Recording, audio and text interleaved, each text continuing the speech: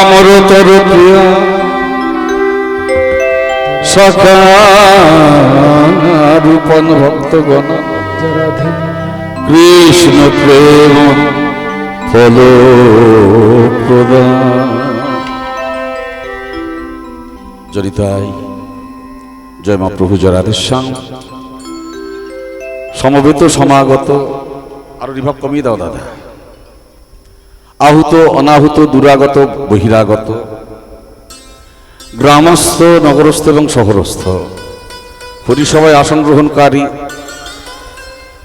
এবং যারা দাঁড়িয়ে দাঁড়িয়ে আস্বাদন করছেন বা যারা দূরে মাইক আস্বাদন করছেন যত ব্রাহ্মণগণ বৈষ্ণবগণ ভক্তজন হরিসভায় আসন গ্রহণকারিণী আমার জননী সদৃশা যোগমার অংশোদ্ভূতা পরমরাধ্যা যত জননী সকল ব্রাহ্মণীগণ বৈষ্ণবীগণ আমার ভক্তিমতী মায়েরা অধ্যকার মহতি হরিসভায় সর্বপ্রথমে জানাই কীর্তন জগতের অখ্যাত কীর্তনিয়া অধম পিন্টু বন্দ্যোপাধ্যায় এবং আমার ক্ষুদ্র সম্প্রদায়ের পক্ষ থেকে সবাই চরণে সবাই শ্রী রাতুল চরণে রইল কোটি কোটি দণ্ডবত ভুল লুণ্ঠিত প্রণাম।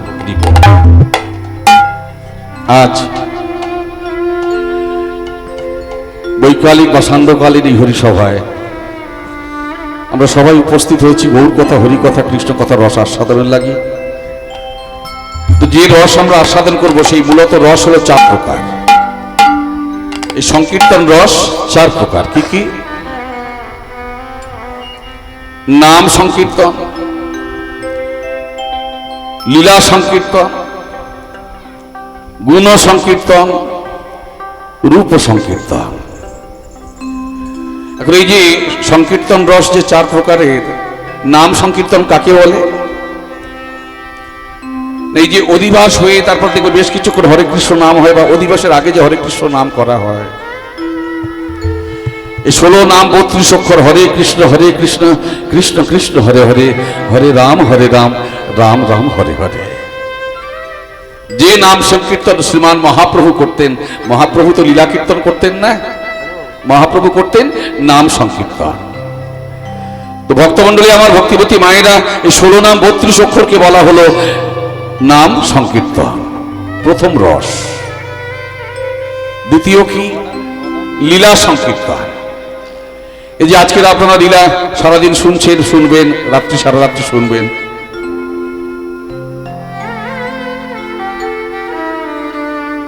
মধুবন শ্রীধাম বৃন্দাবন, ওই বৃন্দাবনের বুকে ব্রজের বুকে রসরাজ প্রাণ গোবিন্দ মাতার ভ্লাদিনী শক্তি, আনন্দদায়িনী শক্তি, সম্বিত শক্তি প্রেমময়ী রাধারানীকে আস্বাদন করবার লাগে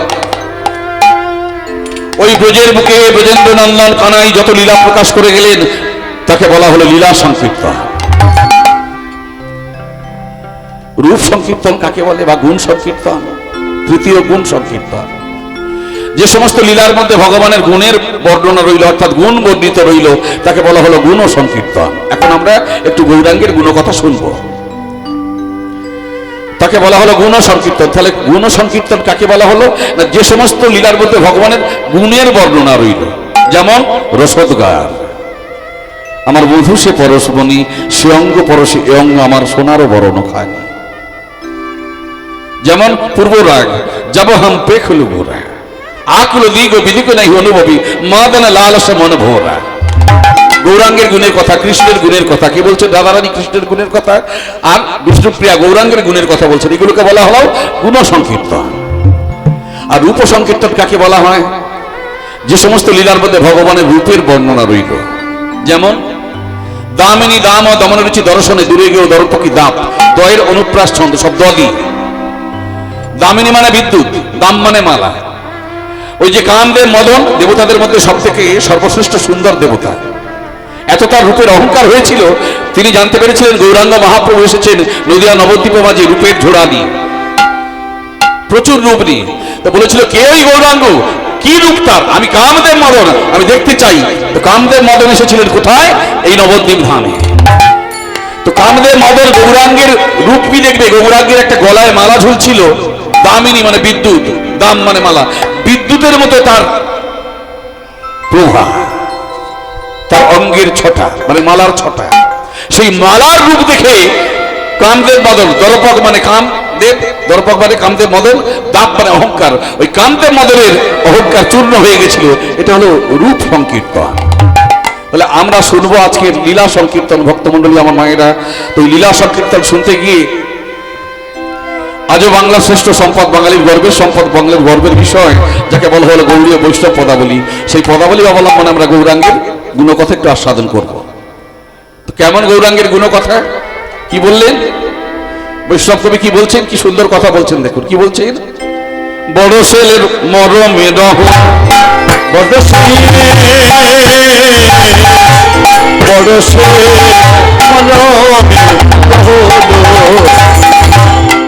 পাইয়া দুর্লভ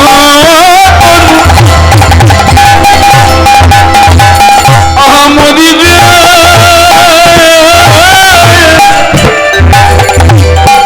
শ্রী গুরু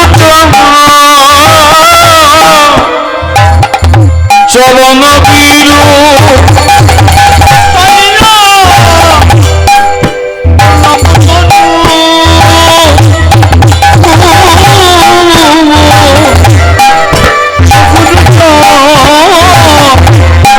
বীরু মানব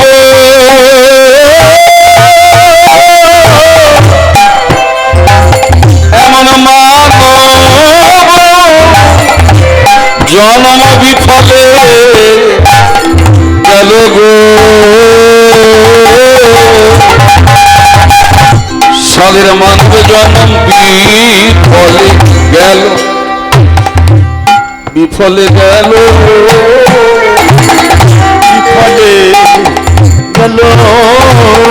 গৌর ভজন সাধন নাহি হলো, বিফলে গেল গৌর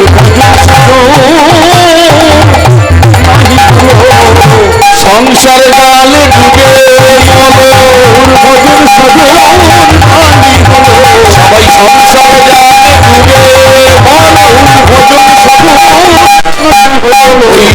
সবাই সংসার গালে ডুবে ভজন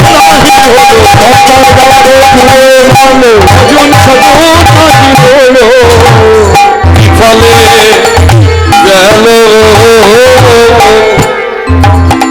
এমন মানব জন্ম বিফলে গেল। সমবেত ভক্তমণ্ডলী আমার ভক্তিমতী মায়েরা, খুব দুঃখের সঙ্গে জানাচ্ছি বর্তমান যা দিনকাল আসছে, বৈষ্ণব পদাবলীর মানেগুলো একটু বুঝবেন।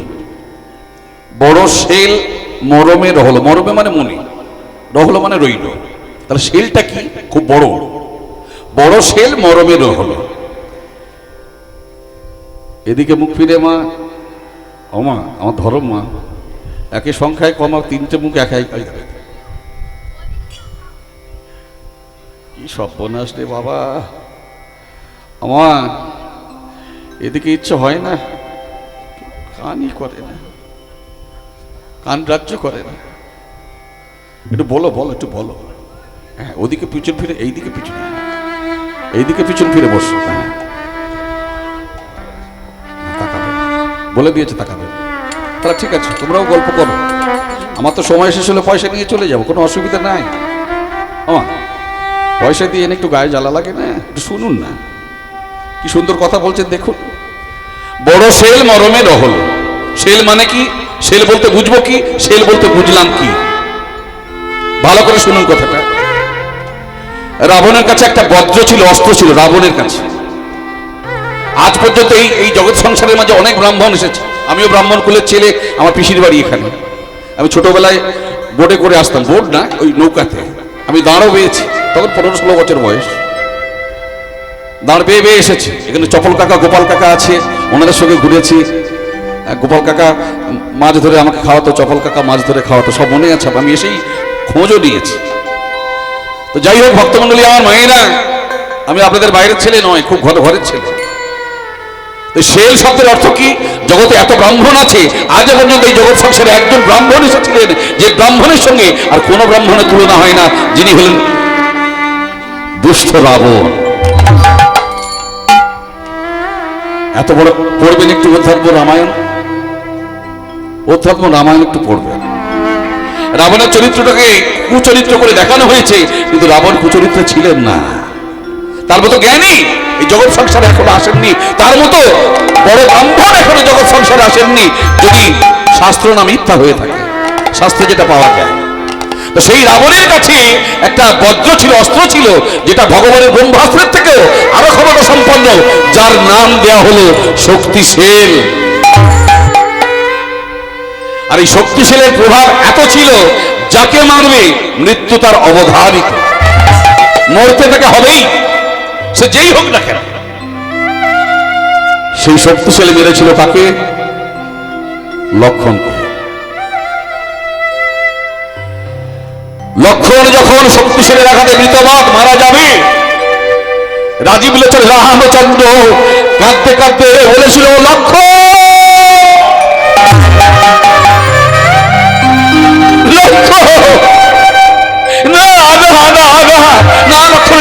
আমি তোমায় মরতে দেবো না লক্ষণ, আমি তোমার দাদা, আমি রাজীব লোচন রামচন্দ্র, আমি স্বতন্ত্র, আমি ভগবান, আমি তোমায় মরতে দেবো না, আমি তোমায় মরতে দেবো না লক্ষণ। হনুমান ছুটে এসে দাঁড়ালো, প্রভু যেখান থেকে পারো, যেমন করে পারো, আমার অনুজ লক্ষণকে বাঁচাতেই হবে।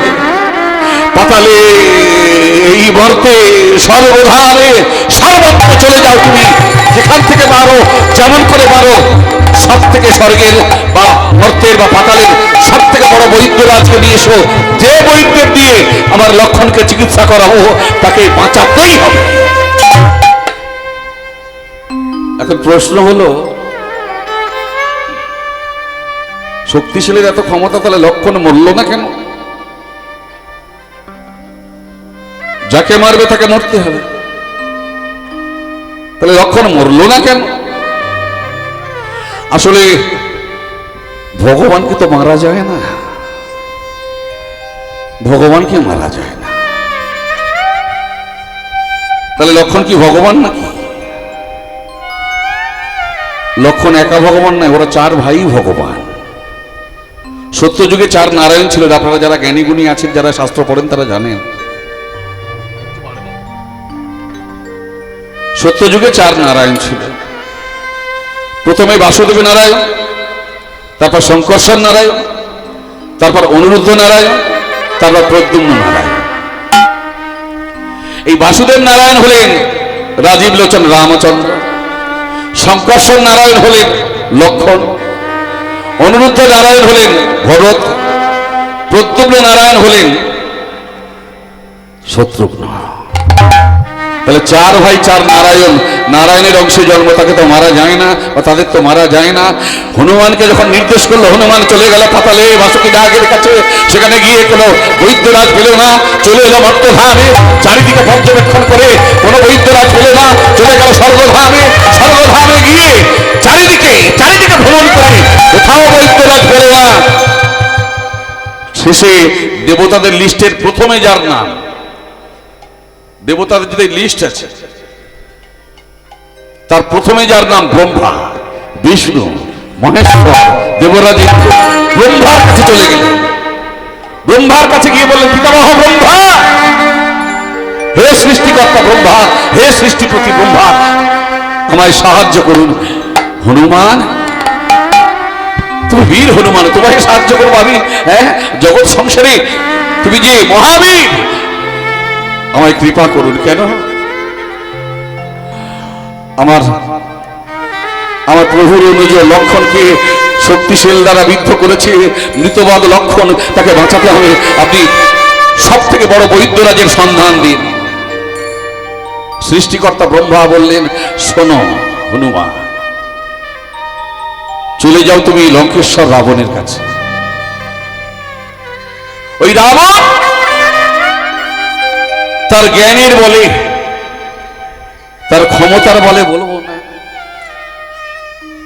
তার ভক্তির বলে, স্বর্গমর্ত পাতালের শ্রেষ্ঠ শ্রেষ্ঠ বৈদ্যরাজকে ধরে রেখেছে তার লঙ্কা। তুমি যদি গিয়ে তাকে আনতে পারো, কি নাম তার, সুসেন বৈদ্য, সুসেন বৈদ্য, তাকে যদি ধরে আনতে পারো, তোমার এই অনুজ লক্ষণ বেঁচে যাবে। যাও, তুমি চলে যাও। ওই ব্রহ্মার কথায় চলে এলেন কে? আমাদের হনুমান। চলে এলেন সোজা লঙ্কেশ্বর রাবণের কাছে। রাবণের সঙ্গে দেখা না করে চলে গেল সুসেন বৈদ্যের কাছে। বৈদ্যরাজ, বৈদ্যরাজ, আমি হনুমান, বীর হনুমান আমার কাছে। বৈদ্যরাজ, আপনি চলুন, কৃপা করে। আমার প্রভুর অনুজ লক্ষণ মৃতপদ মরতে বসেছে, আপনার চিকিৎসার দরকার, না হলে সে বাঁচবে না। আপনি চলুন। শোনো হনুমান, শোনো হনুমান, বৃথা চেষ্টা করা তোমার। আমি যাব না, আমি যাব না, কেউ আমায় নিয়ে যেতে পারবে না। কারণ আমি লঙ্কেশ্বর রাবণের বৈদ্য, রাজ বৈদ্য। আমি যতক্ষণ এই রাজ নির্দেশটা আমি পাবো, আমি কিছুতেই যাব না, যাব না, যাব না। যখনই বললো যাব না, রেগে গেলেন, ক্রোধে ক্রোধান্বিত হলেন হনুমান। বলে, তবে রে সুসেন বৈদ্য, আমি কে তুমি আমায় চেনো না? আমি মহাবীর হনুমান, আমি যা মনে করবো সেটা করবো, আমার প্রভুর নির্দেশ। আমি তোমায় নিয়ে যাবই। সঙ্গে সঙ্গে বগলে চেপে ধরেছে, দিয়েই উঠতে শুরু করল। আর মুখে জগ মে সুন্দর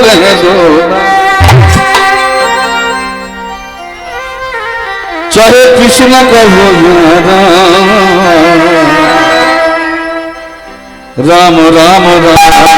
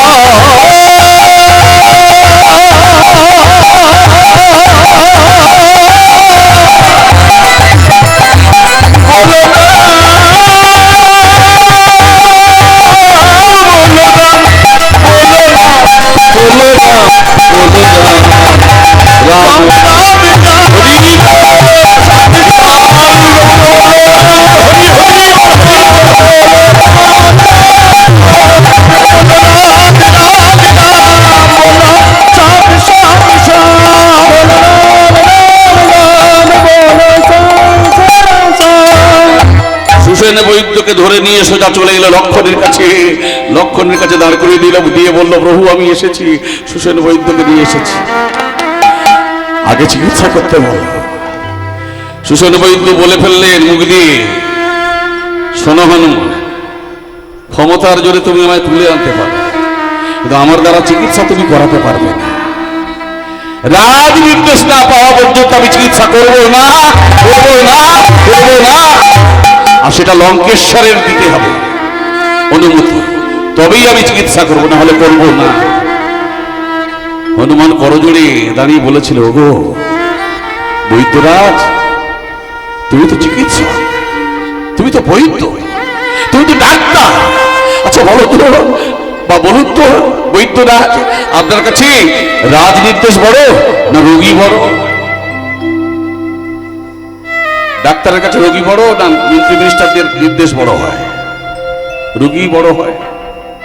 তো আজকে সুসেন বৈদ্য মাথাটা নত করে বলল, আমার কাছে রোগী বড়, যেহেতু আমি বৈদ্যরাজ, তাহলে আপনি চিকিৎসা করুন, আপনি চিকিৎসা করুন। ভক্তমন্ডলী, আমার ভক্তিপতি মায়েরা, তখনই সুসেন বৈদ্য বলে দিল, ওই যে শক্তিশালী বৃত্ত হয়ে আছে, ওটাকে টেনে বার করতে হবে, তারপরে আমি চিকিৎসা করবো, তাছাড়া করবো না। অত বানর সৈন্য, হনুমান সৈন্য, ভল্লুক সৈন্য, কারা কেউ গেল না, একজনও গেল না সেই বার করতে। কেন? যদি মারা যায় লক্ষণ মৃত্যুর ভাগ নিতে হবে, পাপের ভাগ নিতে হবে, তাই কেউ গেল না। শেষকালে হনুমান গিয়ে বলে, প্রভু অনুজকে বাঁচাতে গেলে, লক্ষণ অনুজ, তাকে বাঁচাতে গেলে আপনাই বার করতে হবে। কাঁদতে কাঁদতে রামচন্দ্র বিশ্বম্ভর মূর্তি ধারণ করে বললেন, লক্ষ্য, আমি কিছুতেই তোকে মরতে দেব না রে ভাই, মরতে দেব না। ওই একেবারে বিশ্বম্ভর মূর্তি ধারণ করে সেই যে শক্তিশালীকে টেনে বার করলেন। যখনই বার করলেন, শক্তিশালী তিনটে ভাগে বিভক্ত হল। ভালো করে মাথায় রাখবেন মায়েরা, ভক্তমন্ডলী, আমার বাবা, তিনটে ভাগে বিভক্ত, প্রথম ভাগ, দ্বিতীয় ভাগ, তৃতীয় ভাগ। ওই তিনটে ভাগ চরণটা জড়িয়ে ধরে আমাদের রামচন্দ্র চরণ জড়িয়ে ধরে বলে ফেললো যে প্রভু আমরা কোথায় যাবো এখন? ছিলাম রাবণ রাজার কাছে, রাবণ রাজা পাঠিয়ে দিলেন লক্ষণের পক্ষে, লক্ষণের পক্ষ থেকে আপনি টেনে বার করেছেন, আমরা তিন ভাগে বিভক্ত, আমরা কোথায় যাব? আমাদের স্থান দিন। আর এই তিনটে ভাগ তখন কোথায় গেল জানেন? রামচন্দ্র কাঁদতে কাঁদতে প্রথম ভাগটাকে ধরলে, ধরে পাঠিয়ে দিচ্ছে আমাদের মধ্যে। সংসার মাঝিরা মরে গুণের ভাই, মরে গুণের ভাই, প্রথম ভাগ দিয়ে তুই সেই দাদার থাকবি হিয়ায়, সেই দাদা থাকবি হিয়ায়, যা তুই চলে যা। প্রথম ভাগ্যে পাঠিয়ে দিল কোথায়? এই জগৎ সংসারের মাঝে যার দাদা থাকতে ভাই মারা যাবে, আর সে যদি গুণধর ভাই হয়, গুণের ভাই হয়, সেই ভাই মারা গেলে দাদার বুকে কত বড় যন্ত্রণা সেটা একমাত্র সেই দাদাই জানেন, তাছাড়া কেউ জানে না। দ্বিতীয় ভাগ ধরে বলল প্রভু আমি যাব কোথায়? মায়ের এবার কান খুলে শুনুন, কোথায় পাঠাচ্ছে? ওই দ্বিতীয় ভাগকে হাতে ধরে বলল শোন রে, এই সংসার মাঝে যে সতী নারীর পতি মারা যায়, সতী নারীর পতি মারা যায়, দ্বিতীয় ভাগ গিয়ে তুই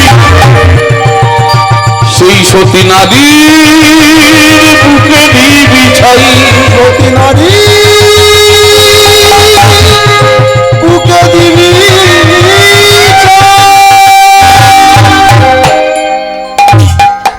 সমবেত ভক্তমণ্ডলী, আমার ভক্তিমতী মায়েরা, এমন দিন না যেন আসে, কোন মায়ের যেন এমন দিন না আসে সতী নারীর যদি পতি মারা যায়, যদি মারা যায়, কারণ না যেন ভয়। লক্ষণের এই শক্তিশালের দ্বিতীয় ভাগ তার বক্ষে গিয়ে আঘাত করে, সারা জীবন জ্বলবে অপ্রাপ্য যন্ত্রণা, যে যন্ত্রণা কোনোদিন কাউকে বলে বোঝাতে পারবে না স্বামী হারানোর কি যন্ত্রণা। তৃতীয় ভাগ এসে বলল প্রভু আমি যাব কোথায়? যখন তৃতীয় ভাগ এসে বলল আমি যাব কোথায়,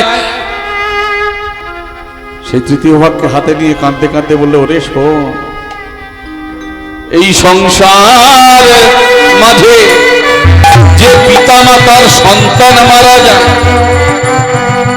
আবার শুনুন, এই সংসার মাঝে যে পিতা মাতার সন্তান মারা যায়, তৃতীয় ভাগ গিয়ে তুই সেই পিতা মাতার জ্বলবি হিয়ায়, পিতা মাতার জ্বলবি।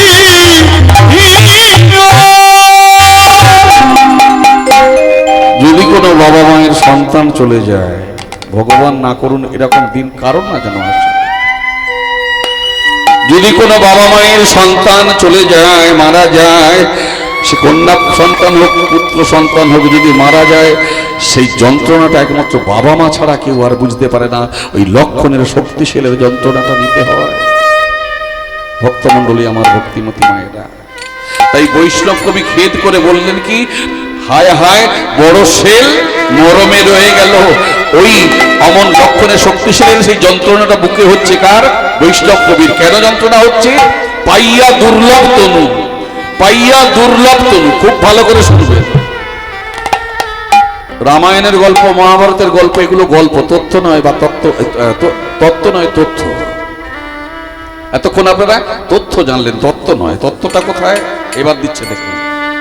পাইয়া দুর্লভ তনু শ্রী গুরুর চরণ বিনু, এখানেই প্রবেশ করুন, তবেই বুঝতে পারবেন। মানব জন্ম মোর বিফলে গেল। এই মনুষ্য জনম, মনুষ্য কথাটা আমরা বারে বারে বলি, মনুষ্য মনুষ্য মনুষ্য, কথাটা মনুষ্য নয়, মনুষ্য কথা নয়, মনুচ্ছা। মনুচ্ছা থেকে মনুষ্য এসে গেছে। এই মনুচ্ছা মানে মনুচ্ছাওয়াল বা সন্তান, ছাওয়াল বা সন্তান।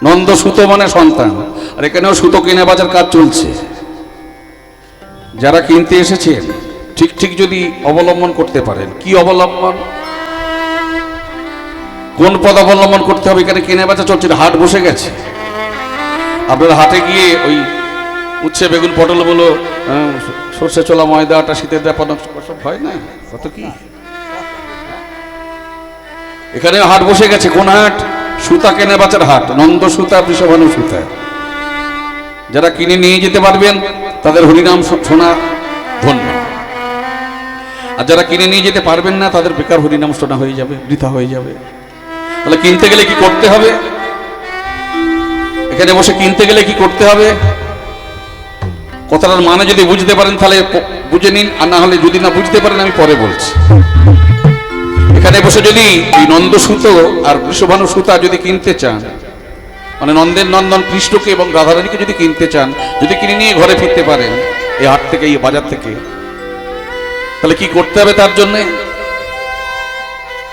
সেখানে একটা শ্লোক আছে। শ্লোকটার যদি মর্ম অনুধাবন করতে পারেন একটু দেখুন চেষ্টা করে, না হলে আমি তো বলে দেবই।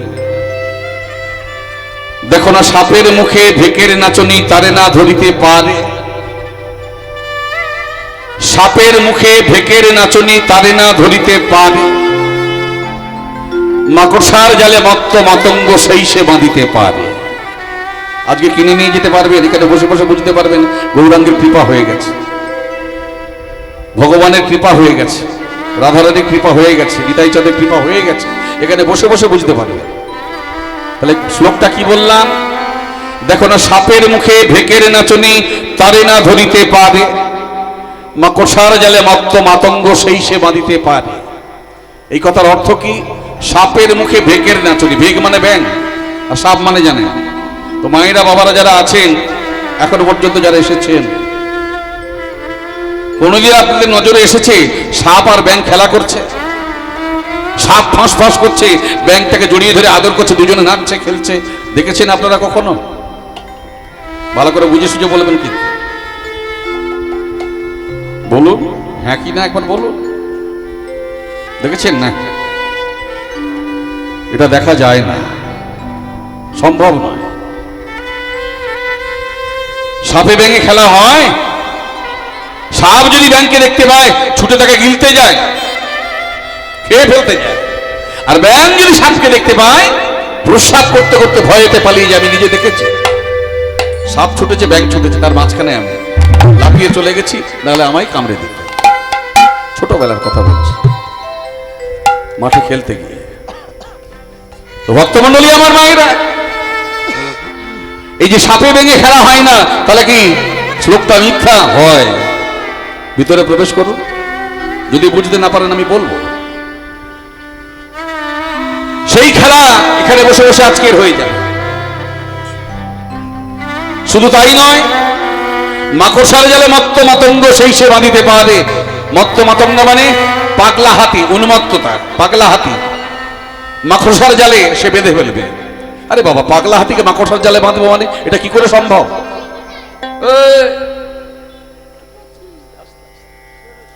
পাগলা হাতিকে মাকড়সার জালে বাঁধা যায় নাকি? হ্যাঁ, ওই যে বাঁকুড়ায় দলমা হাতি ঠেলে ঠেলে স্কুল ঘর ফেলে দিচ্ছে, গাছ উপড়িয়ে ফেলছে, চেন দিয়ে যদি বেঁধে রাখা যায়, চেন ছিঁড়ে ফেলে, তাহলে ওই দলমা হাতিগুলোকে মাকড়সার জাল দিয়ে বাঁধা যায় নাকি? এটা কি সম্ভব?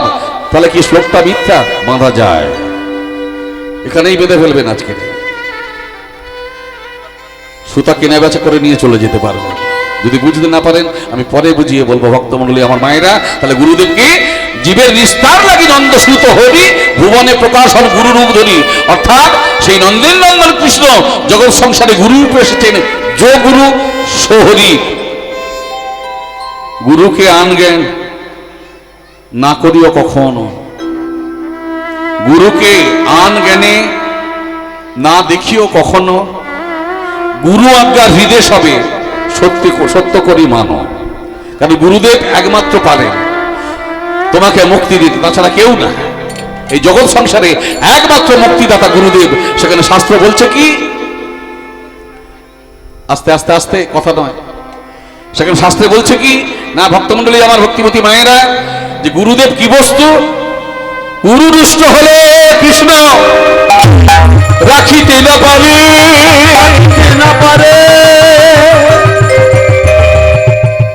কৃষ্ণ রুষ্ট হলে গুরু রাখিবারে পারে, রাখিবারে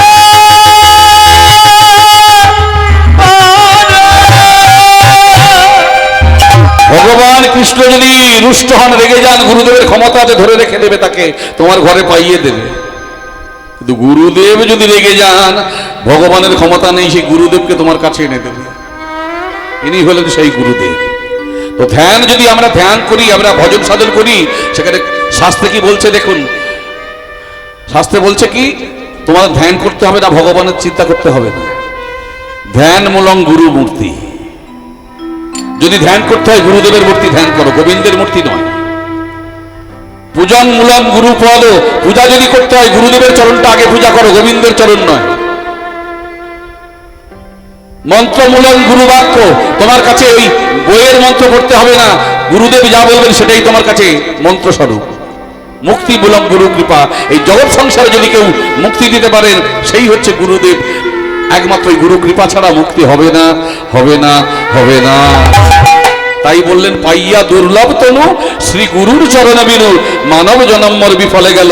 কেন না, গুরুদেবের চরণ আশ্রয় হলো, কিন্তু না গুরুদেবকে আমরা দেবতা জ্ঞানে, ভগবান জ্ঞানে শ্রদ্ধা সম্মান করতে পারলাম না, আমরা ভজন সাধনটা করতে পারলাম না। তাই বৈষ্ণব কবি বলছেন কি, ব্রজেন্দ্র নন্দন হরি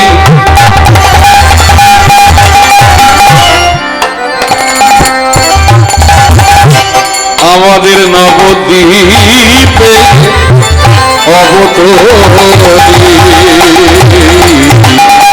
ব্রজেন্দ্র নন্দন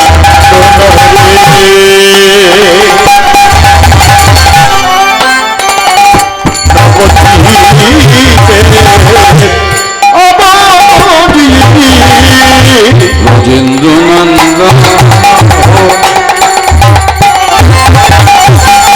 ভক্তমন্ডলী, আমার ভক্তিমতী মায়েরা, সত্যযুগে 5 জন এসেছিলেন, মৎস্য, কুর্ম, বরাহ, নৃসিংহ, বামন। মৎস্য অবতার কেন? প্রলয় পয়োধি জলে, যখন এই পৃথিবী প্রলয় হলো, সারা পৃথিবী জলমগ্ন হয়ে গেল, সবকিছু ধ্বংস হয়ে গেল, একমাত্র একটাই জিনিস বেঁচে ছিল জলের নিচে, যার নাম হলো বেদ। আর এই বেদকে উদ্ধার করার জন্য ভগবান মৎস্য রূপে প্রবেশ করলো জলের তলায়, গিয়ে সেই বেদকে উদ্ধার করে আনলেন। মৎস্য অবতার বেদ উদ্ধারের জন্য। তাহলে এই জন্য দেখবেন বৈষ্ণবেরা মাছ ভক্ষণ করেন না। কেন? ভগবানের দেহটাকে কেটে কেটে খাবো, আমরা সেবা করব, এটা হয়। এই জন্য বৈষ্ণবেরা মাছ খান না, মৎস্য ভক্ষণ করেন না। তো মৎস্য অবতার। কুর্ম, কুর্ম অবতার কেন? 5টা অবতার সত্য যুগে, কুর্ম অবতার কেন? কুর্ম কিসের অবতার? আর কুর্ম মানে কি? কুর্ম মানে কচ্ছপ। হ্যাঁ, তাহলে ভক্তমণ্ডলী, আমার ভক্তিমতী মায়েরা, এই কচ্ছপ অবতার কখন হলো না, যখন হিরণ্যাক্ষ দৈত্য সমস্ত দেবতাদেরকে পরাজিত করে দেবরাজ ইন্দ্রকে ক্ষমতাচ্যুত করে দেবরাজ ইন্দ্রের আসনে বসে গেলেন। ওই ইন্দ্রত্বের আসনে যখন বসে গেলেন, দেবতারা গিয়ে চলে গেলেন কোথায়? ভগবানের কাছে, ক্ষীরোদ সমুদ্রে। ভগবান বিষ্ণুর কাছে গিয়ে বললেন, হে ভগবান, আমরা ক্ষমতাচ্যুত, আমরা স্বর্গচ্যুত, আমাদেরকে কৃপা করুন, আমাদের স্বর্গরাজ্য ফিরিয়ে দিন। বললো, চিন্তা নেই, আমি যাচ্ছি, আমি হিরণ্যাক্ষকে বধ করবো, চিন্তা নেই, আমি এই যে হিরণ্যাক্ষকে বধ করবো বললো, ব্যাস দেবর্ষি নারদ খবরটা পেয়ে গেল। দেবর্ষি নারদ খবর পেয়ে চলে এলো হিরণ্যাক্ষ দৈত্যের কাছে। হিরণ্যাক্ষ,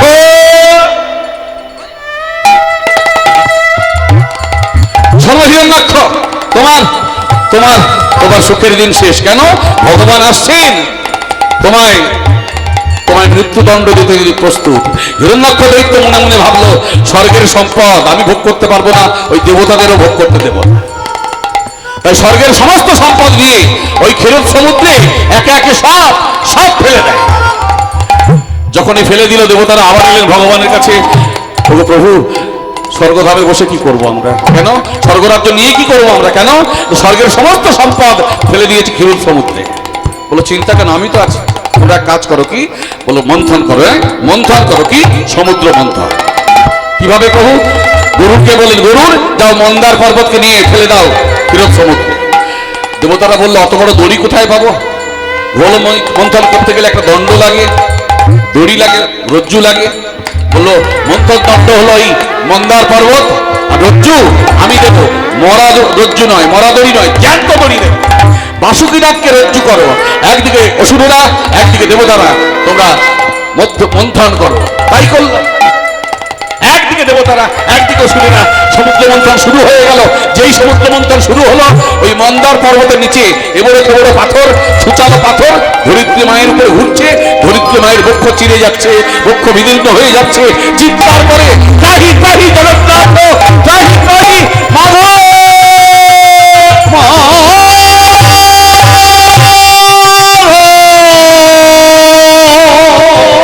রক্ষা করো।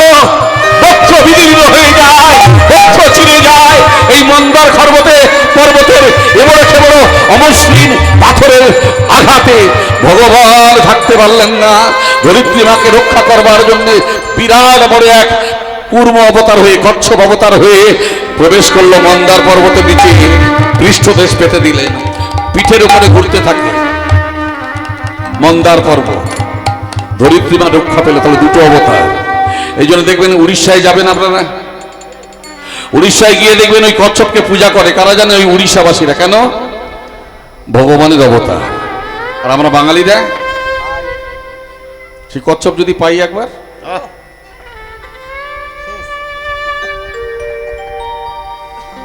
আমি দেখলাম মাঝে মাঝে দেখি বাজারে বিক্রি হয়, সেগুলোকে কেটে কুটে ঝাল ঝোল করে আমরা খাচ্ছি। আমরা কি খাচ্ছি বুঝতে পারছেন? ওই কচ্ছপ হলো ভগবানের অবতার। পেলে ছেড়ে দিন। ওই জাতিটা লুপ্ত হতে চলেছে। তাহলে দুটো অবতার হয়ে গেল। বৎসকুর্ম বরাহ ওই হিরণ্যাক্ষকে মারার জন্য বরাহ অবতার হিরণ্যাক্ষকে মেরে দিল। ওই বরাহের দাঁত লেগে ধরিত্রী মায়ের গর্ভে সন্তান এলো, যে সন্তানটার নাম হলো নরকাসুর। ভক্তমণ্ডলী আমার ভক্তিমতী মায়েরা, তাহলে মৎস্যকুর্ম বরাহ নৃসিংহ ওই হিরণ্যাক্ষের ভাই হিরণ্যকশিপু, তার ছেলে প্রহ্লাদকে রক্ষা করার জন্য নৃসিংহ অবতারে হিরণ্যকশিপুকে বধ করে দিল। তারপরে মৎস্যকুর্ম বরাহ নৃসিংহ বামন অবতারে বলিকে বধ হয়ে গেল। 5টা অবতার এলো। ত্রেতাযুগ 2টো অবতার, জমদগ্নি মুনিপুত্র পরশুরাম, রাজীব লোচন রামচন্দ্র, দশরথ রাম বা দাশরথী রাম। এই যে দুটো হলো। দ্বাপর যুগ এলো, একটা ভগবান পেলাম, একটা অবতার পেলাম। অবতারকে ত্রেতাংশ কলাপাংশ কৃষ্ণস্তু ভগবান স্বয়ং। কৃষ্ণ হলেন ভগবান, অবতার নয়, সরৈশ্বর্যশালী ভগবান। অবতারকে বলদেব বা বলরাম এলো। কলিযুগ একটা অবতার পেলাম। কে সে বা তিনি কে? দেখবেন জয়দেবের গীত গোবিন্দে লেখা, কেশব ধৃত বুদ্ধ শরীর জয় জগদীশ হরে। অর্থাৎ বুদ্ধ হলেন অবতার। তাহলে গৌরাঙ্গ কে? হ্যাঁ, এত অবতার পেলাম, একটা ভগবান পেলাম, আর গৌরাঙ্গকে? সেখানে বৈষ্ণব কবি বললেন ব্রজেন্দ্র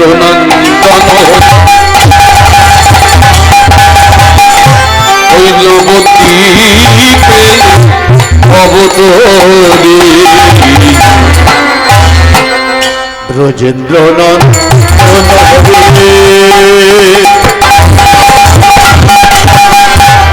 নবদ্বীপে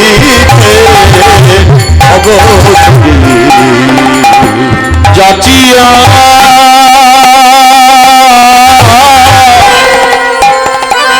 প্রেমধন দিল, যেচে সেধে প্রেম ধন যাচিয়া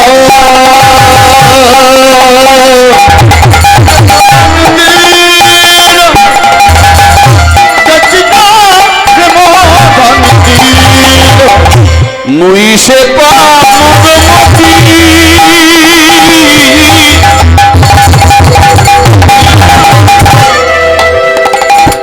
বিষয় কঠিন হতি,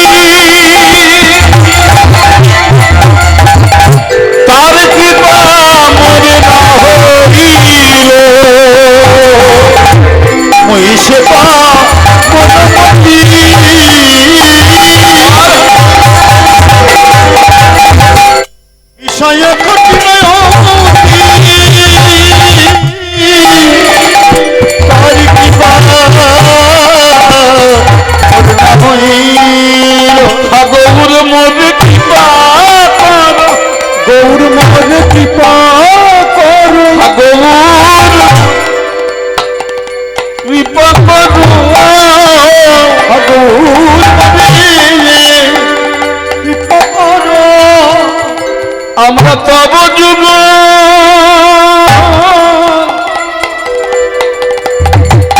চরণ সরি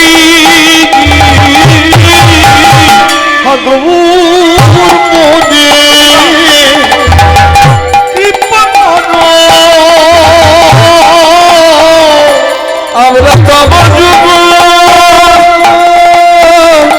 চরণ সরি ওই তব চরণে আশ্রয় করি চরণ সরি ওই তব চরণ আশ্রয় করি চরণ সরি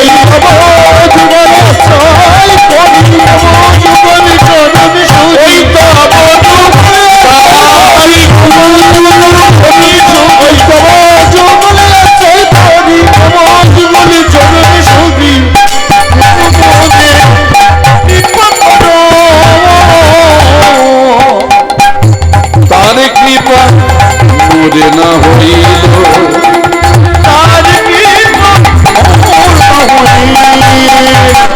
ভক্তমন্ডলী আমার, ভক্তিমতী মায়েরা, তাহলে গৌরাঙ্গ অবতার নয়, গৌরাঙ্গ ভগবানও না।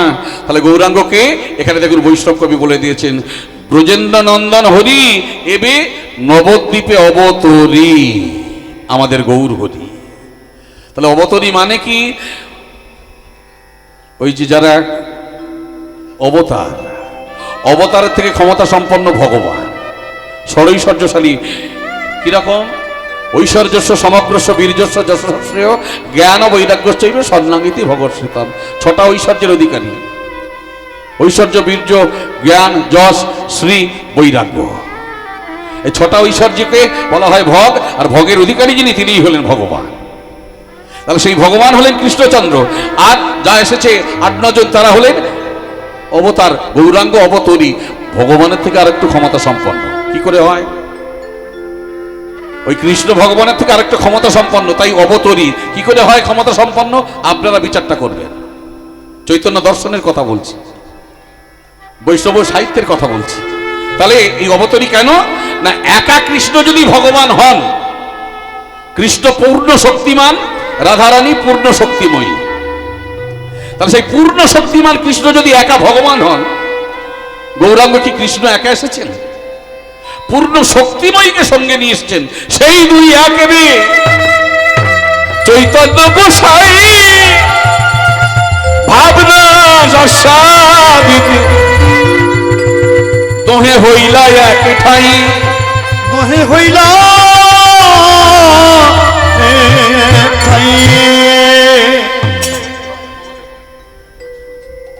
হরি হরি বল ভক্তমন্ডলী আমার, ভক্তিমতী মায়েরা। তাহলে গৌরাঙ্গ দুজনে মিলে একজন হয়েছে, পূর্ণ শক্তিমান আর পূর্ণ শক্তিময়ী মিলে একজন। তাই গৌরাঙ্গ ভগবানের থেকে আরেকটু ক্ষমতা সম্পন্ন, ওই কৃষ্ণ ভগবানের থেকে আরেকটু ক্ষমতা সম্পন্ন। তিনি হলেন অবতরী। আর সেই অবতরী গৌরহরি কি করলেন? যেচে সেতে নাম বিলালেন। আমরা সেই নামের বন্যায় ভাসতে পারলাম না, তাই আমাদের ত্রিতাপ জ্বালা, 3টে জ্বালায় ভুগতে হয়। আদি দৈবিক, আদি ভৌতিক, আধ্যাত্মিক। আদি দৈবিক, আদি আপনারা সবাই জানেন। আর কেন সেই ভাসতে পারলাম না, সেখানেও শাস্ত্র কলম দিচ্ছেন। কারণ আমরা বিপথে চলেছি। কোন বিপদ? বিপদটা কি? বিপদ, বিপদ নয়, বিপদ। বাজে পথে চলেছি আমরা।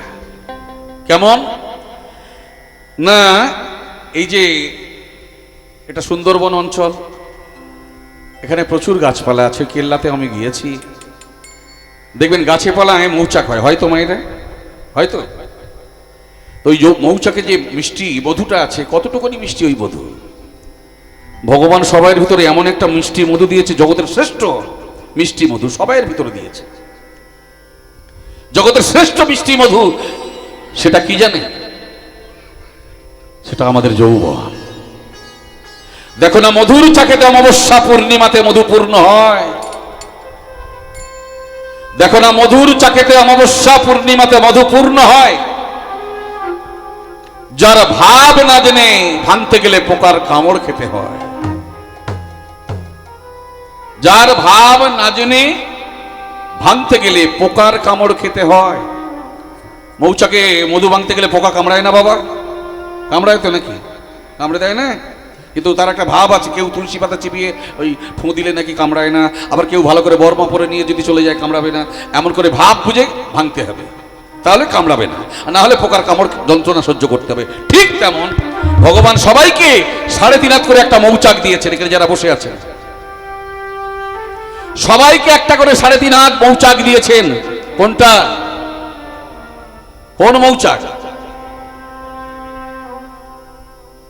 দেহ মৌচাক। ওই মৌচাকে যেমন মধু ভাঙতে গেলে পোকার কামড় খেতে হয়, তেমন করে দেহ মৌচাকের ভিতরে সব থেকে জগতের শ্রেষ্ঠ মধু যৌবন মধুটা দিয়েছেন ভগবান। সেইটা যদি সুপথে না চালিয়ে বিপথে চালানো যায়, যদি ভেঙে বিপথে পাঠানো যায় যৌবনকে, তখন পোকার কামড় খেতে হয়। কোন পোকার কামড়? এই ঠ্যাং ভেঙে বসে আছে, বুঝতে পারছেন আমার ঠ্যাং ভাঙা। 3-4 দিন আগে সাপড়চিতে গানে গিয়ে ওই উঁচু নিচু স্টেজ ছিল, কাঠের স্টেজ, উঁচু নিচু, ওই উঁচু নিচুতে পা পড়তেই ব্যাস ইঞ্জেকশন নিয়ে নিয়ে গান করছি, এগুলো বিপথে চলেছি বলে।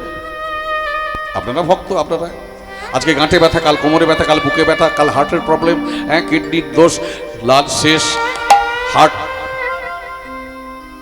এমন করে যন্ত্রণাগুলো আমাদের পেতে হয়। কিন্তু যারা ভজনীয় মুনি ঋষি যোগীগণ, তাদের জরা নাই, ব্যাধি নাই, যন্ত্রণা নাই, কষ্ট নাই, দুঃখ নাই। কিন্তু আমাদের এত যন্ত্রণা কেন? আমরা বিপথে চালিয়েছি সেই যৌবনরূপী মধুকে, বিপদ অবলম্বন করেছি আমরা। তাহলে বিপদ অবলম্বন করে সংসারে এসে আমরা কি ভজন সাধন করতে পারবো না? কে বললে পারবেন না? নিশ্চয়ই পারা যাবে। শাস্ত্র কি বলছে দেখুন, শাস্ত্র কি বলছে? তারাই পারবে একমাত্র। কারা পারবে? যারা নিজের ঘরের খবরটা নিতে পারে গো, পরের বিচার করতে জানে না। যারা নিজের বিচারটা করে, যারা নিজের জায়গাটা তৈরি করে। আমার ভিতরে কি আছে? গয়া, কাশী, প্রয়াগ, মথুরা, বৃন্দাবন, দণ্ডকারণ্য ছুটতে হবে না আপনাদের, কোথাও যেতে হবে না। এখানেই গয়া, কাশী, এখানেই বৃন্দাবন, এখানেই নবদ্বীপ ধাম, এখানেই ভগবান বিরাজ করছেন, কোথাও যেতে হবে না। তাই কি বলছে দেখুন কবি, সুন্দর কথা বলছেন, একটুখানি গাই। নিজের ঘরে খবর নে না,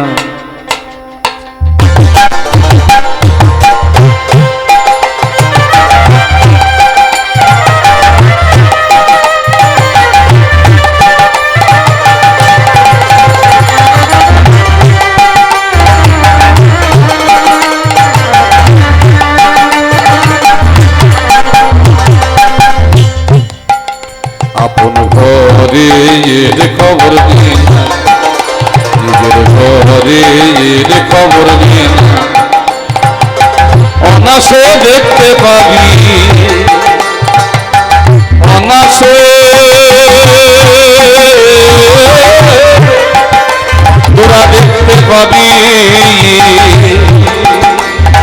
কোনখানে তার বারাম খানা।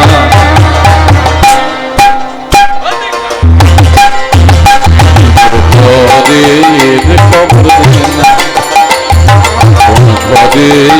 খবর নেই না।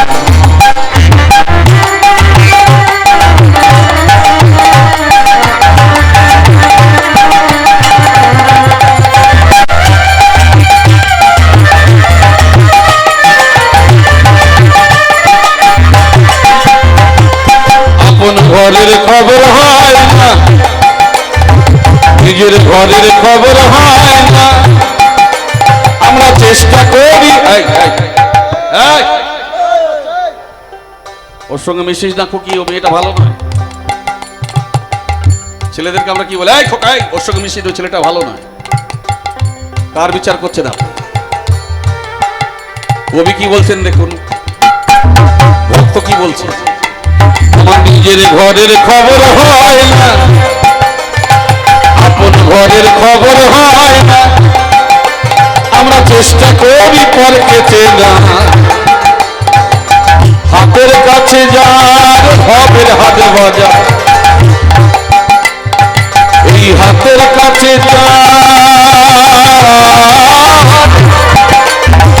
ভবের হাত বাজা, ধরতে গেলে হাতে পাই না তাদের। নিজের ঘরের খবর হয় না, আপন ঘরের খবর হয় না। আমরা চেষ্টা করি পরকে চেনা, হাতের কাছে যার ভবের হাত বাজা, এই হাতের কাছে ভবের হাত বাজা, ধরতে গেলে হাতে পাই না তাদের।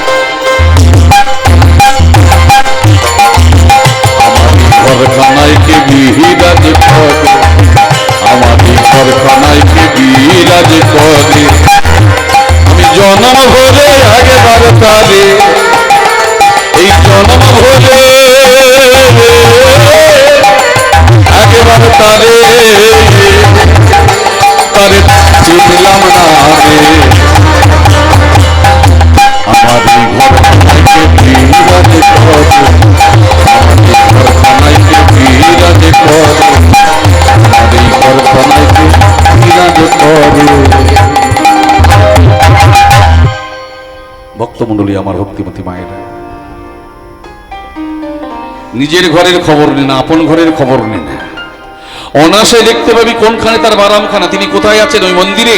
সারা জীবন মাথা খুঁড়ুন, মন্দিরে পান কি দেখুন? পাবেন না।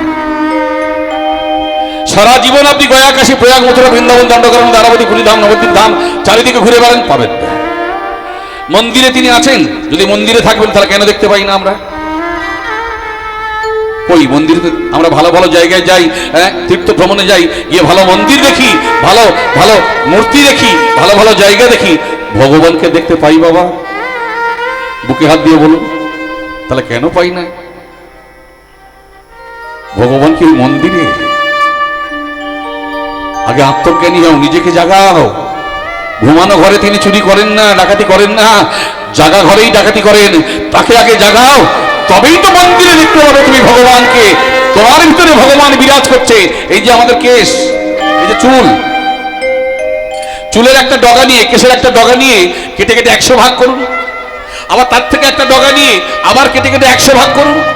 যা অনুবীক্ষণ যন্ত্রে দেখা যায় না, সূক্ষ্মাতে সূক্ষ্ম জীবাত্মা রূপে, অতটুকুনি জীবাত্মা রূপে ভগবান বিরাজ করছে আমার মধ্যে, আপনাদের সবাইয়ের মাঝে।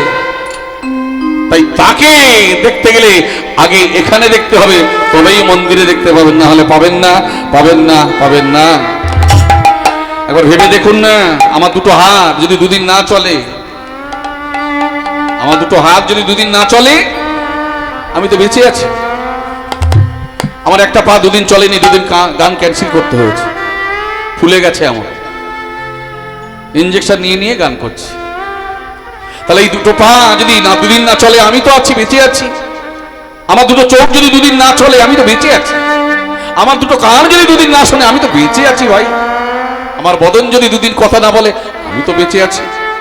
তো আমার ভিতরে এমন একজন আছেন 24 ঘন্টায় 21,600 বার, 24 ঘন্টায় 21,600 বার বাইরে বেরোচ্ছেন, ভিতরে প্রবেশ করছেন, বাইরে বেরোচ্ছেন, ভিতরে প্রবেশ করছেন। একবার যদি বেরিয়ে আর ভিতরে প্রবেশ না করে, যা যা যা যা যা, বলো হরি বল, হরি বলো, হরি বলো, হরি বল, হরি। তাহলে আমি মানে কে? তিনি। তাই আমিত্ব ভাব প্রকাশ করতে নেই, অহংকার করতে নেই। যা কিছু করেন তিনি করেন, আমি উপলক্ষ মাত্র।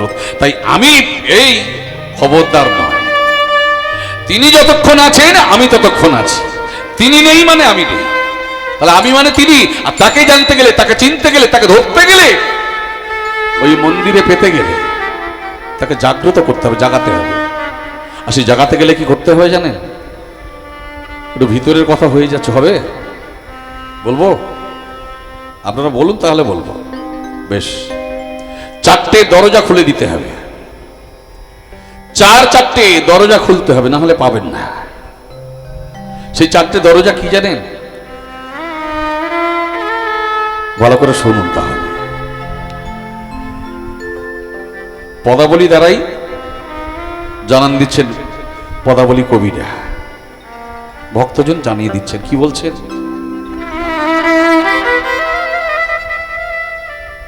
তোরা করবি যদি হরির সাধন,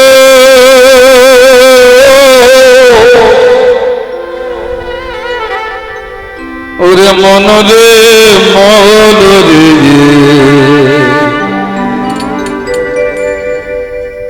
ও মন রে।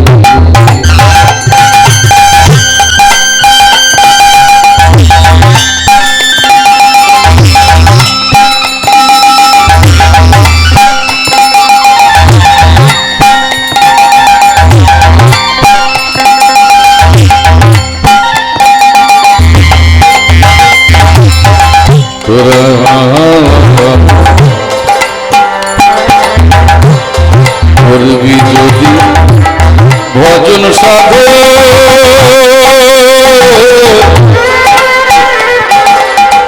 এই দেহের তত্ত্ব আগে জানে, যদি ভজন সাধন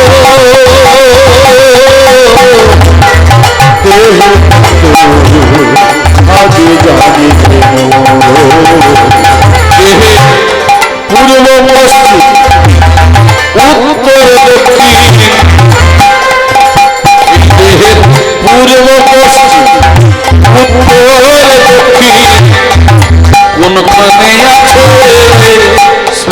গাবো আগে জানবে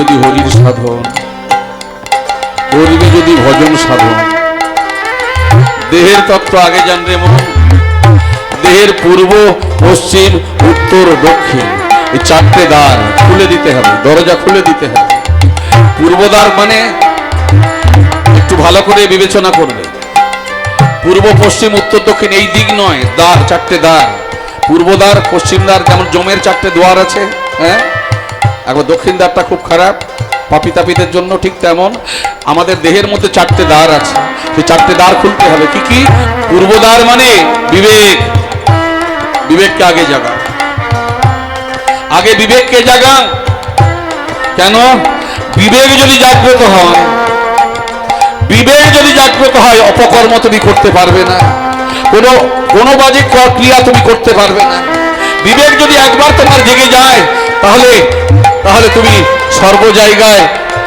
সজ্ঞানে ঘুরে বেড়াতে পারবে অজ্ঞানতার অভাব তোমার হবে না নাকি সজ্ঞানতার অভাব তোমার হবে না তুমি অজ্ঞানতায় ডুবে যাবে না তাই বিবেককে জাগ্রত করো আগে ভক্তমণ্ডলী আমার ভক্তিবতী মায়েরা এখানে দাঁড়িয়ে দাঁড়িয়ে এই ইউটিউবের সামনে একটা কথা বলে যায় আমার পিসে বসা স্বর্গীয় প্রফুল্ল চন্দ্র ঘোষাল মহাশয় আমার নিজের পিসমশাই তো পিসমশাই আমাকে খুব ভালোবাসতেন আজকে সেই বিবেকটা জাগছে আমার আমি একটা অপরাধ করেছিলাম কি জানেন রাগ করেছিলাম কেন না একটা কাজ হচ্ছে ভাড়ারায় তেল চাইতে গিয়েছিলাম ছোট্টবেলা আমি খুব ছোট তখন ভাড়ারা তেল চাইতে গেছি ভাড়ারি আমায় পার করে দিয়েছে আমি রাগটাগ করে গিয়ে শুধু মাথায় স্নান করে নিয়েছিলাম আমার পিসেমশাই সেই ভাড়ারিকে মারতে উদ্ধত আমি তখন মনে মনে ভাবলাম আমি যদি পিসেমশাইকে ডেকে এনে তেলটা নিতাম তাহলে আর লোকটা বকুনি খেত না আমি খালি মাথায় স্নান করে নিলাম আর পিসেমশাই লোকটাকে খামোখা বকলো এই যে বিবেক আজকে সেই কথাটা মনে পড়ে গেল খুব বকেছিল ওই ভাড়ারিকে পিসেমশাই আমি শুধু মাথায় স্নান করেছিলাম বলে ওই পুকুরটাই ছোট পুকুরটাই তো যাই হোক বিবেক যদি যার জাগবে সে কখনো কখনো অপকাজ করতে পারবে না আর বিবেক জাগলে তারপরে দ্বিতীয় দরজা কি পূর্ব পশ্চিম দ্বিতীয় দরজাটা কি বৈরাগ্য হ্যাঁ বৈরাগ্যের প্রকাশ ঘটা এই কীর্তনিয়া বৈরাগ্য মানে তো সংসার ছাড়তে হবে আমরা কি সংসার ছেড়ে দেবো নাকি রামকৃষ্ণদেব বলেছেন সংসার ধর্ম বড় ধর্ম না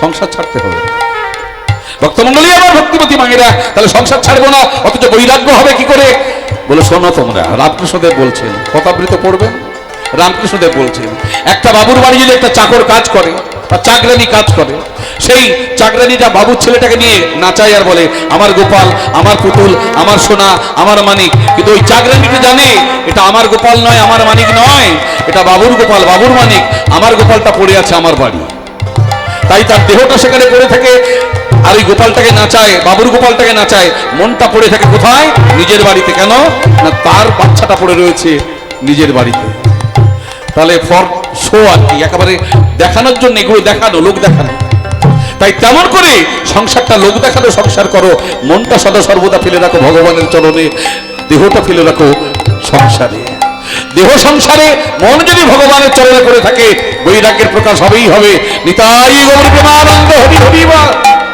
হরিবল ভক্তমণ্ডলী আমার ভক্তিবতী মায়েরা তাহলে প্রথম হলো কি বিবেক দ্বিতীয় হলো বৈরাগ্য তৃতীয় শুদ্ধ বুদ্ধি হ্যাঁ সদা সর্বদা শুদ্ধ বুদ্ধি অশুদ্ধ বুদ্ধি নয় আর শুদ্ধ বুদ্ধির জন্য একটু শাস্ত্র পড়ো বা কানে শোনো ভাগবত শোনো গীতা শোনো তাতেই শুদ্ধ বুদ্ধি আসবে কারণ গীতার প্রথম অধ্যায় পাঠ করলে আমাদের বুদ্ধি নির্মল হয় বুদ্ধি যদি নির্মল হয়, পবিত্র হয়, স্বচ্ছ হয়, তাহলে শুদ্ধ বুদ্ধি হয়। তাহলে শুদ্ধ বুদ্ধি তৃতীয় দ্বার, আর চতুর্থ দ্বার দক্ষিণ দিক মানে আত্মজ্ঞান। একটু নিজেকে নিয়ে ভাবো, সংসার সংসার করো না, এটা তো সঙ্গের যুগ। সার কই? কথা তো দুটো, সংসার। বারে বারে বললে এসে যাবে সংসার, সংসার, সংসার। সং তো সেজেছি মা, আপনারাও সেজেছেন। মেয়ে ছিলেন, মা হয়েছেন, দিদা ঠাম্মা হবেন। ছেলে ছিলেন, বাবা হয়েছেন, ঠাকুরদা দাদু হব, এটাই তো সং। তাহলে সারে কজনে গেলাম? আর সারে যেতে গেলে, ভগবানকে চিনতে গেলে এই চারটে দরজা খুলে দিতে হবে: বিবেক, বৈরাগ্য, শুদ্ধ বুদ্ধি, আত্মজ্ঞান। তাই বলছে করবি যদি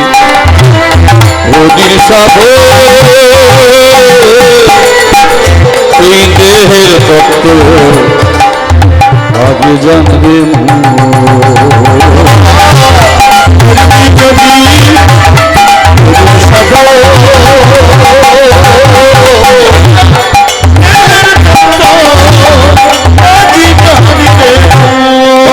আমার ভক্তিপতি মায়েরা।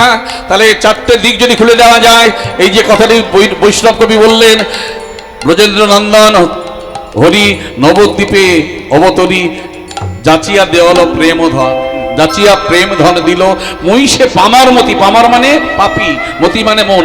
আমার এমন পাপী মন, মহিষে পামার মতি, বিষয়ে কঠিন অতি। আমরা বিষয়ী মায়াবাদী, আমরা বিষয়ী মায়াবাদী। তাই শাস্ত্রে কি বলছে দেখুন, বিষয়ী আর মায়াবাদী এরা হলো ভজনের বাদী। বিষয়ী আর মায়াবাদী এরা হলো ভজনের বাদী, এদের ভজন সাধন হবে না। তবে বিষয়ীগণ বরং ভালো যদি সাধু সঙ্গ পায়। মায়াবাদীর কভু নাহি কৃষ্ণ ভজন হয়। কথাটা বড্ড ভারী কথা হয়ে যাচ্ছে। বিষয়ী আর মায়াবাদী এরাই হলো ভজনের বাদী। তবে বিষয়ীগণ বরং ভালো যদি সাধু সঙ্গ পায়। মায়াবাদীর কভু নাহি কৃষ্ণ ভজন হয়। আর আমরা সেই মায়াবাদী, আমরা সেই বিষয়ী। হরি হরি বল। তাহলে এর থেকে মুক্তি পাওয়ার রাস্তা সেই চারটে দিক খোলা। আর বৈষ্ণব কবি পদে কলম দিচ্ছেন, কি বলছেন? যিনি এই পদকর্তা, যিনি রচনা করলেন পদ, তিনি বললেন দারুণ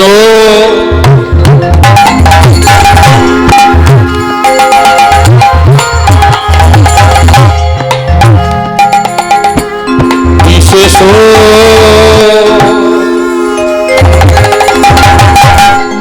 বিষয়ের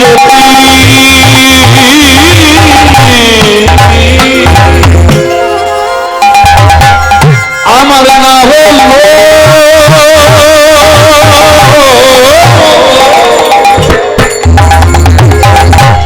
বৈষ্ণবের মতি বিশেষ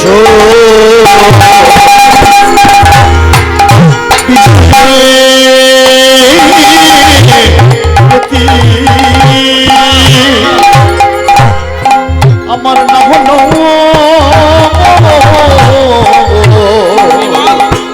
বৈষ্ণবে মতি নিরবধি নিরবধি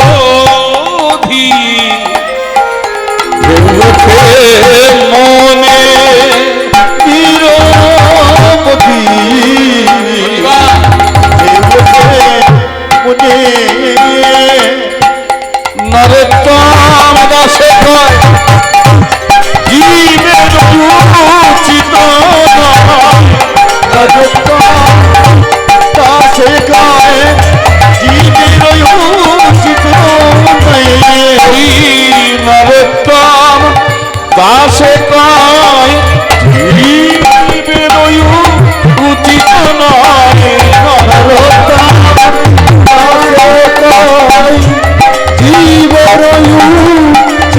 নয়। শ্রী গুরু বৈষ্ণব সেবা বিনে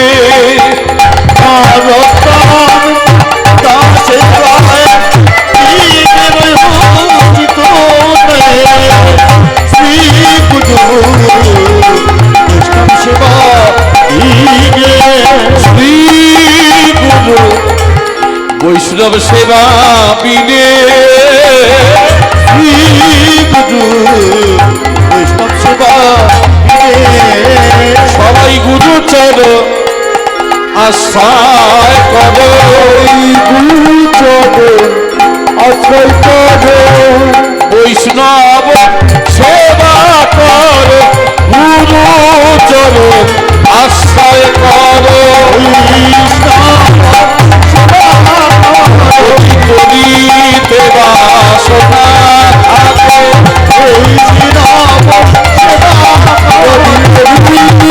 থাকো,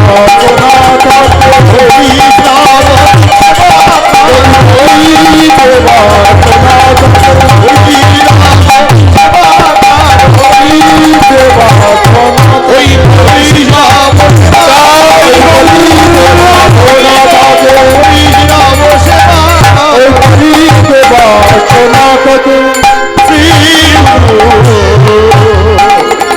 বৈষ্ণব সেবা বিনে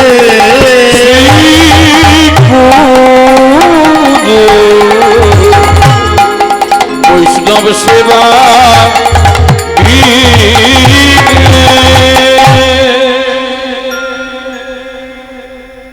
ভক্তমণ্ডলী, আমার ভক্তিমতী মায়েরা, এতক্ষণ যে কথাগুলো আমরা আস্বাদন করলাম তা থেকে এইটুখানি অনুধাবন আমাদের হয়েছে, যদি সত্যি গুরুচরণ আশ্রয় করে গোবিন্দ ভজন সাধন হয় তাহলে অচিরেই গৌর গোবিন্দ কৃপা লাভ হয়, অচিরেই গৌর গোবিন্দ কৃপা লাভ হয়। আর সেই নিয়েই আজকে আমরা লীলা আস্বাদন করব। আমরা সবাই জানি শ্রীমান মহাপ্রভু এখানে রয়েছেন, দেখুন মাঝখানে দক্ষিণে নিত্যানন্দ প্রভু, বামে গদাধর প্রভু, তার বামে শ্রীবাস প্রভু, এদিকে একেবারে দক্ষিণে অদ্বৈত প্রভু। তাহলে শ্রীবাস প্রভু হলেন নারদ ঋষি, অদ্বৈত প্রভু হলেন দেবাদিদেব মহেশ্বর, নিত্যানন্দ প্রভু হলেন শঙ্কর্ষণ বলরাম, ওই যে শঙ্কর্ষণ নারায়ণ উনি, আর বাম দিকে গদাধর যিনি শ্রীমতী রাধারানী, রাধারানীর অবয়ব, আর মাঝখানে রাধাকৃষ্ণের মিলিত বিগ্রহ তনু আমাদের গৌরাঙ্গ মহাপ্রভু। এই পর্যন্ত আমরা জানি সবাই। এখন সেই গৌরাঙ্গ মহাপ্রভু মারা গিয়ে কে হলেন, নিত্যানন্দ প্রভু মারা গিয়ে কে হলেন, গদাধর প্রভু মারা গিয়ে তিনি বা কে হলেন, তাদের আবার দেখা হলো কিনা আজকে আমরা সেই লীলা আস্বাদন করব। তার মধ্যেও এটা থাকবে যে গুরু যদি আশ্রয় সঠিক হয় তাহলে সেই শিষ্যের কৃপা অবশ্যই হয়।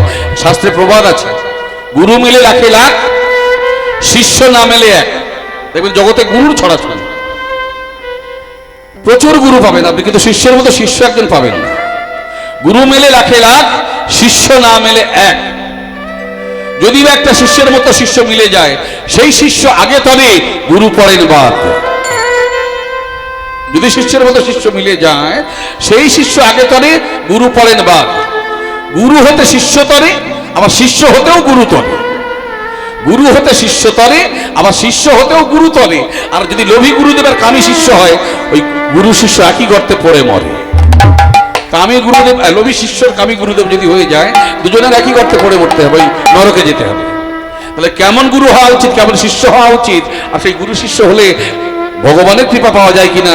এবং রাধা, ওই গৌরাঙ্গ মহাপ্রভু, নিত্যানন্দ প্রভু, গদাধর প্রভু, এরা পরের জন্মে এসে তাদের দেখা হয়েছিল কিনা এই নিয়ে লীলা। লীলার নাম ভক্ত রামচন্দ্র কবিরাজ। হরি বল। লীলার নাম ভক্ত রামচন্দ্র কবিরাজ। চলুন আমরা সবাই যাই মধুবংশ ধাম বৃন্দাবন। যেতে যেতে মায়েরা যাওয়া হবে তো, বাবারা সব একেবারে রেডি হয়ে আছে, আপনারা যাবেন তো? বৃন্দাবনে যাওয়া হবে? একবার বলুন, একবার চোখে চোখে দেখছি, কানে তো শুনতে পাচ্ছি না। যাওয়া হবে? যারা যাবেন না একটু উলুধ্বনি করুন, দেখি প্রেম সে উলুধ্বনি। নিতাই গৌর হরি হরি বল।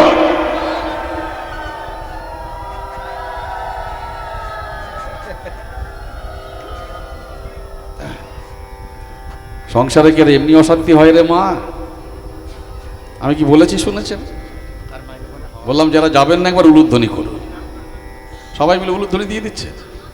বাবার এক বলবে আর এক শুনবেন, সংসারে তো অশান্তি বেঁধে যাবে।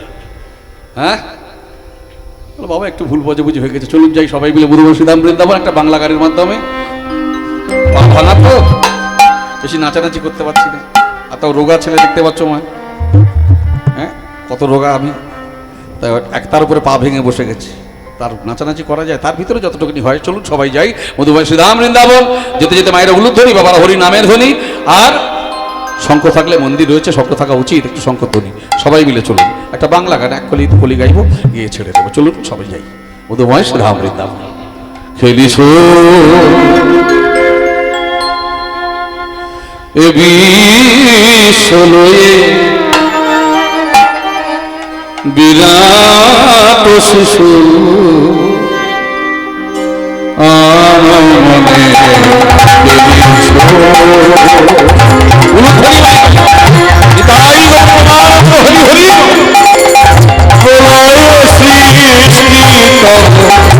পুতুল খেলা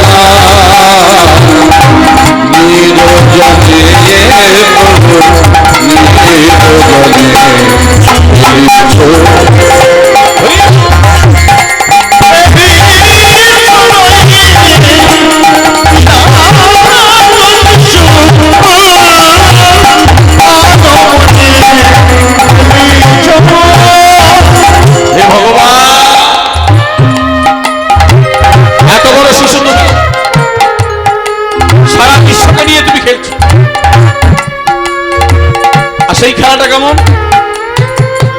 একবার প্রলয় করা, একবার সৃষ্টি করা, একবার প্রলয় করা, একবার সৃষ্টি করা।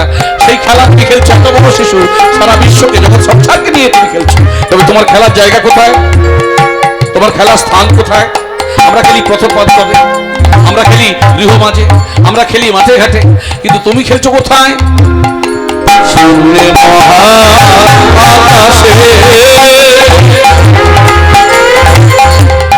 মগন লীলা বিলাসে, শূন্যে মহাকাশে মগন লীলা বিলাসে হাসিছ খেলিছ আপন সঙ্গে নিরজনে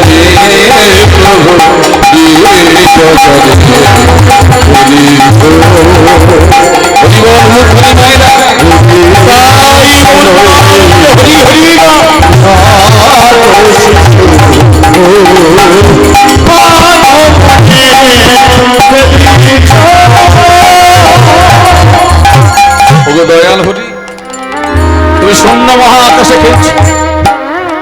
আবার আমাদের খেলতে গেলে সঙ্গী লাগে, তুমি একা নিজের সঙ্গে নিজেই খেলছো, তোমার করে খেলার সঙ্গী লাগে।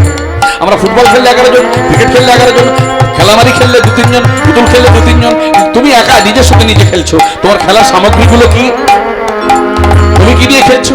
আমরা যদি পুতুল খেলে একটা পুতুল লাগে, আমরা যদি ক্রিকেট খেলে একটা ছোট বল লাগে, ব্যাট লাগে, আমরা যদি ফুটবল খেলে একটা বড় বল লাগে, হ্যাঁ? তাহলে তুমি খেলছো কি কি নিয়ে? তোমার খেলার সামগ্রী কি? কি বলছে দেখুন, তারকার বিশ্বস খেলে না তবু রাশি পড়িয়া আছে রাঙা পায়ের কাছে রাশি রাশি। লক্ষ লক্ষ তারা নিয়ে তুমি খেলছো, লক্ষ লক্ষ তারা, ওদেরকে নিয়ে তুমি খেলছো। তারকা রবি মানে সূর্য, সূর্যকে নিয়ে তুমি খেলছো। শশী মানে চন্দ্র, তাকে নিয়েও তুমি খেলছো। লক্ষ লক্ষ তারকা, চন্দ্র, সূর্য, সবাইকে নিয়ে খেলছো। আর সেগুলো কোথায় আছে? তোমার চরণের কাছে পড়ে আছে। রাশি রাশি রাশিকৃত তোমার চরণের কাছে পড়ে আছে। তবে তোমার খেলায়, তোমার খেলায়, তোমার খেলায় হারলে দুঃখ নেই, জিতলে আনন্দও নেই, শুধু সুখ সুখ সুখ, শুধু সুখের বন্যা হয়ে চলেছে। ভক্তমন্ডলী আমার মায়েরা, আমরা খেলায় হেরে গেলে দুঃখ পাই, কষ্ট পাই, যন্ত্রণা পাই, কাঁদি, জিতলে আনন্দ করি। কিন্তু ভগবান নিত্য তুমি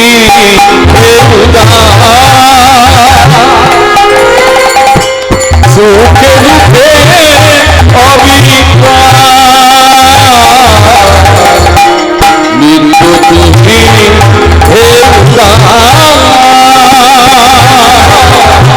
সুখে দুঃখে অবিকার। আবার ভাঙিছ বলিছ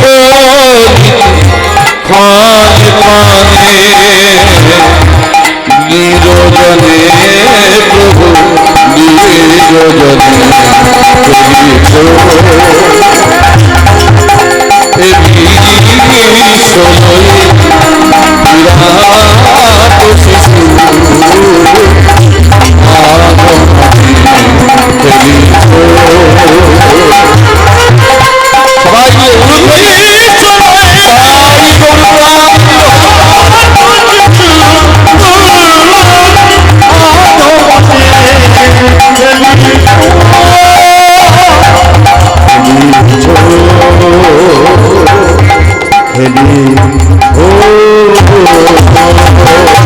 সবাই সবাই মিলে বলুন আমার সঙ্গে বলো বলো রাধা রানী কি জয় হলো কই ভয় হলো আমার যেন মনে হলো ভয় একটু জোরে হবে না মায়েরা কি গো বাবা জোরে হবে তো একটু জোরে জোরে হোক বলো রাধা রানী কি কবার হলো দুবার দুবার হলো তাই তো কবার দিতে হয় জয়ধ্বনি বলুন তিনবার এই পুষ্পাঞ্জলি দেন কবার ভগবানের কাছে পুষ্পাঞ্জলি কবার দেন তিনবার হ্যাঁ আচ্ছা তার এই যে চলে গেল সরস্বতী পূজা সেখানেও পুষ্পাঞ্জলি দিয়েছে বাচ্চারা কবার দিতে হয় সেও তিনবার এই যে শিব চতুর্দশী গেল 4 প্রহরে পূজা দিয়ে 4 প্রহরে 4 বার পুষ্পাঞ্জলি দিয়েছেন তাহলে কবার করে দিয়েছেন তিনবার করে দিয়েছেন প্রথম প্রহরে দুগ্ধ দিয়ে স্নান করিয়েছেন দ্বিতীয় প্রহরে ঘৃত দিয়ে স্নান করিয়েছেন তৃতীয় প্রহরে বলুন আপনারা দ্বিতীয় প্রহরে দই দিয়ে তৃতীয় প্রহরে ঘৃত দিয়ে আর চতুর্থ প্রহরে মধু দিয়ে এই যে 4 বার স্নান করানো হলো ডাবের জল দিয়ে 4 বারই তো আপনাদের পুষ্পাঞ্জলি দিতে হয়েছে তাহলে তিনবার করে 3 4 12 বার দিন মানে যখনই পুষ্পাঞ্জলি 3 বার রাধারানী নামে জয়ধ্বনি দিলে 3 বার আর 3 বার কেন মনে প্রশ্ন জাগে না যে 3 বার কেন দেবো 4 বার দিতে পারি 1 বার দিতে পারি 2 বার দিতে পারি 10 বার দিতে পারি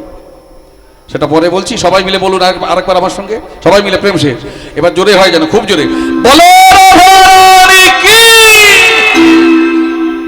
এবার যেন একটু ঠিক হলো এলাম মধুমাসে দাম বৃন্দাবন 3 বার কেন দিতে হয় পরে বলছি আসুন লীলা আস্বাদন ভক্ত রামচন্দ্র কবিরাজ ভক্ত রামচন্দ্র কবিরাজ লীলার স্থলটা কোথায় লীলাস্থলী কোথায় কোন বৃন্দাবনে এলাম গুপ্ত বৃন্দাবন বৃন্দাবন 3 প্রকার সুপ্ত বৃন্দাবন গুপ্ত বৃন্দাবন নিত্য বৃন্দাবন সুপ্ত বৃন্দাবন কাকে বলে এই যে 1 বছর পর পর পঞ্চতত্ত্বের আটন পাতা হয় 64 মহান্তের সেবা হয় দ্বাদশ গোপালের সেবা হয় অষ্টকবিরাজের সেবা হয় ষড় গোস্বামীর সেবা হয় এখানে যে বৃন্দাবন সৃষ্টি হয়েছে এটাকে বলা হয় সুপ্ত বৃন্দাবন আবার গুপ্ত বৃন্দাবন কাকে বলা হয় যেখানে গোপনে ভক্তের সঙ্গে ভগবানের হয় মিলন সেটাই হয় গুপ্ত বৃন্দাবন আর নিত্য বৃন্দাবন আজও লীলা করেন সামরায় কোন কোন ভাগ্যবান জীব সেই লীলা দেখিবারে পায় লীলা আজও চলছে কোথায় ওই নবদ্বীপ ধামে বলুন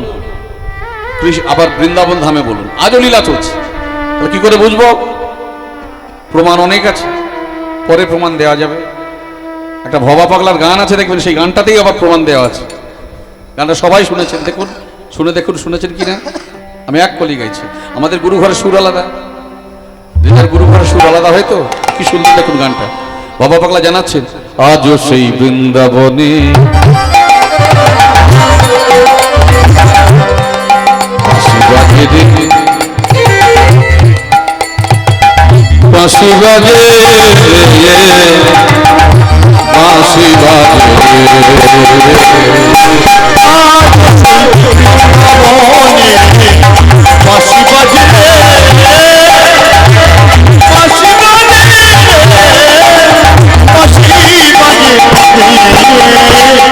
বাঁশির সুরে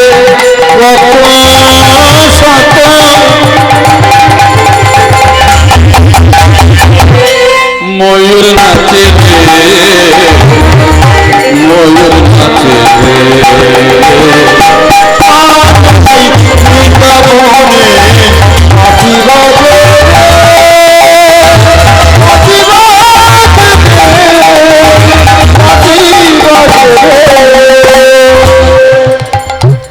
গানটি যিনি লিখেছেন তার নাম ভবা পাগল শেষের কথাটা কি বলেছেন জানেন বড়ই আশা ছিল মনে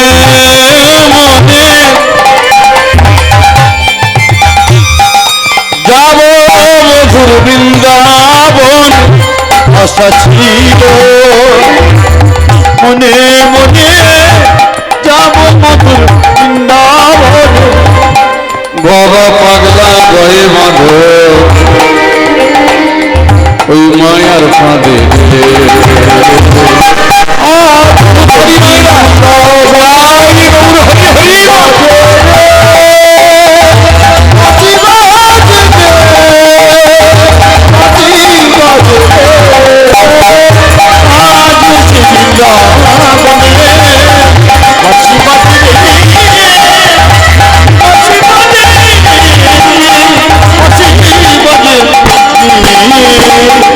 আজও লীলা করেন শ্যাম রায়, আজও লীলা করেন গোড়া রায়। কোন কোন ভাগ্যবান জীব সেই লীলা দেখিবারে পায়। আজকের কোন লীলা আস্বাদন? আমাদের লীলা আস্বাদন রামচন্দ্র কবিরাজ। মনটাকে স্থাপন করব কোথায়? চলুন যাই পুরী ধামে। লীলাস্থলী শুরু পুরী ধাম থেকে। সবাই মিলে বলুন, বলো বলো জগন্নাথ ধাম কি, বলো বলো জগন্নাথ ধাম কি, বলো বলো জগন্নাথ ধাম কি। জয় জগন্নাথ, জয় জগন্নাথ, জয় জগন্নাথ, জয় হে এই জগন্নাথ, জয় জগন্নাথ, এই জগন্নাথ, জয় হে জয় জগন্নাথ, জয় জগন্নাথ, জয় জগন্নাথ, জয় হে জয় জগন্নাথ, জয় জগন্নাথ, জয় হে জগন্নাথ স্বামী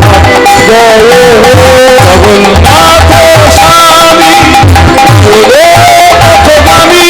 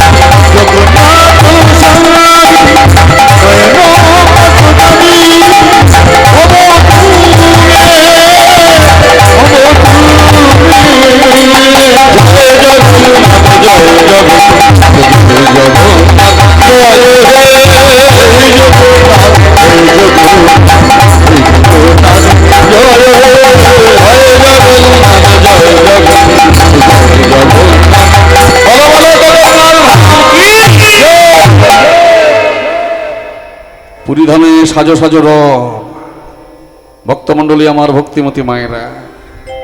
রথযাত্রা উৎসব আসতে চলেছে। বাংলা থেকে সমস্ত ভক্তরা ওই নবদ্বীপ ধাম, শুধু তাই নয়, মুর্শিদাবাদ, নদিয়া জেলা, বীরভূম জেলা, বর্ধমান জেলা, কলকাতা, দক্ষিণ চব্বিশ পরগনা, চারিদিক দিয়ে ভক্ত চলেছেন কোথায়? ওই পুরীধামের উদ্দেশ্যে। তবে তখন যেতে সময় লাগতো পায়ে হেঁটে প্রায় 2 মাস। তখন তার এমন গাড়ি ছিল না, হ্যাঁ, এত দামি দামি ট্রেনও ছিল না। 8 ঘন্টায় আপনি পুরী চলে যাবেন তেমন ট্রেনও ছিল না। হেঁটে নদী পেরিয়ে এদিক সেদিক করে যেতে, মহানদীও পেরোতে হবে, পেরিয়ে যেতে প্রায় 2 মাসের কাছে সময় লেগে যেত। সমস্ত ভক্তগণ চলে গেল সেখানে, কিন্তু প্রতি বছর